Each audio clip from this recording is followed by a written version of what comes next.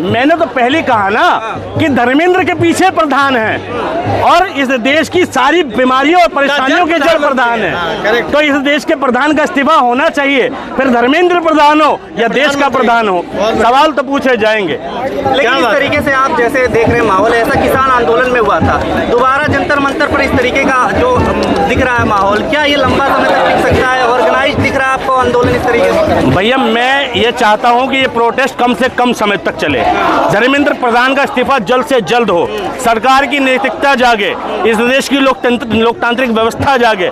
कुछ लोग हिंदुओं को जगाने निकले हैं, कभी कभी इस देश के लोकतंत्र को जगाने की बात भी करो, कभी कभी सोए अधिकारियों को जगाने की बात भी करो, कभी कभी इस देश में शिक्षा मंत्री को जगाने की बात भी करो, ताकि तुम्हारे बच्चों का भविष्य उज्जवल हो, तुम्हारे घर में 2 वक्त की रोटी टाइम से पहुंचे।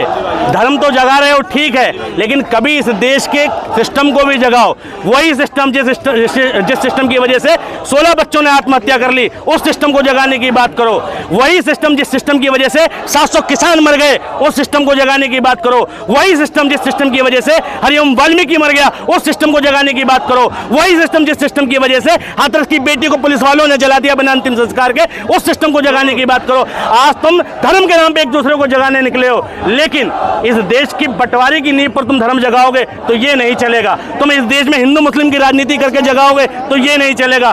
तुम मतभेद करके जगाओगे तो ये नहीं चलेगा। आरोप लगा बार बार कि यहाँ बिजली काटी गई, कई बार खाना रोका गया, कभी आधार कार्ड चेक किया गया, ये सब चीजें क्यों हो रही है? भैया ये यूथ है, इसमें जेन जी के साथ वो मिलेनियम है ना, हम तो शायद वो वाले हैं। हमने तो भैया मोमबत्ती जलाकर पढ़ाई करी है, लाइट काटने से कुछ नहीं होगा।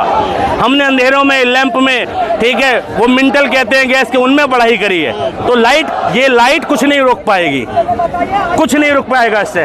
भाई जहाँ हौसले बुलंद होते हैं वहाँ ये छोटी मोटी अव्यवस्थाओं से कोई फर्क नहीं पड़ता। नीट का पेपर दिए हैं बच्चे, उनके लिए जो जान दे चुके हैं, उनके लिए कैंडल यहाँ पर जलाए गए हैं, श्रद्धांजलि दी गई है। क्या संदेश देना चाहेंगे जो लोग नीट का पेपर दिए उनके लिए? खास मैं इस देश के शिक्षा मंत्री के नाम एक संदेश देना चाहूँगा कि प्रधान जी, अगर तुम्हारी आंख में 16 बच्चों की मौत के बाद भी पानी नहीं आया, देश के प्रधानमंत्री के लिए भी कहना चाहूँगा कि अगर तुम्हारे अंदर की नैतिकता 16 बच्चों की आत्महत्या के बाद भी नहीं जागती और तुम ऐसी स्टेटमेंट दे दो कि ये सरकार में इस्तीफे नहीं होते, तुम्हारे जो भी प्रवक्ता दे रहे हैं, तो कसम से तुम पर धिक्कार है, ऐसे नेताओं पर धिक्कार है। हमें अफसोस है कि हमने ऐसा प्रधानमंत्री इस देश के लिए। कल रील में दिखाया जा रहा था, बड़ी मॉनिटरिंग कर रहे थे धर्मेंद्र प्रधान जी बैठ करके। मोदी जी भी मॉनिटरिंग कर रहे थे कल योगा डे, कल फादर डे भी था, योगा डे भी था, और हमने मंत्रियों का योगा भी देखा है ना। इस देश में हर मंत्री अपनी कामचोरी कर रहा है, विफलता दिखा रहा है, और मोदी जी योगा टीचर बने हुए थे और धर्मेंद्र प्रधान अपना मॉनिटरिंग कर रहे थे। मगर उस मॉनिटरिंग का फायदा क्या?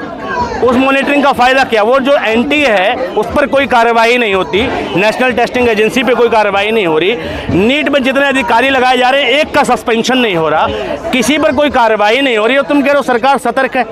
कैसी सतर्क है सरकार? लेकिन अब तो ये पेपर हो गया, तो अब आप लोग क्या चाह रहे हैं? बिहार के हेल्थ मंत्री थे।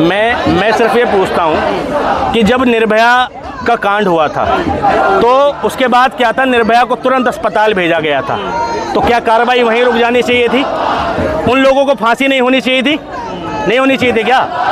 अगर किसी चीज़ को रिपेयर कर देना सॉल्यूशन है तो इस देश में बहुत बलात्कार होते हैं, बलात्कारियों को, जिसका बलात्कार हुआ उसको ट्रीटमेंट दे दो, उसके भाई को नौकरी दे दो, जिसने किया उसे कुछ मत कहो।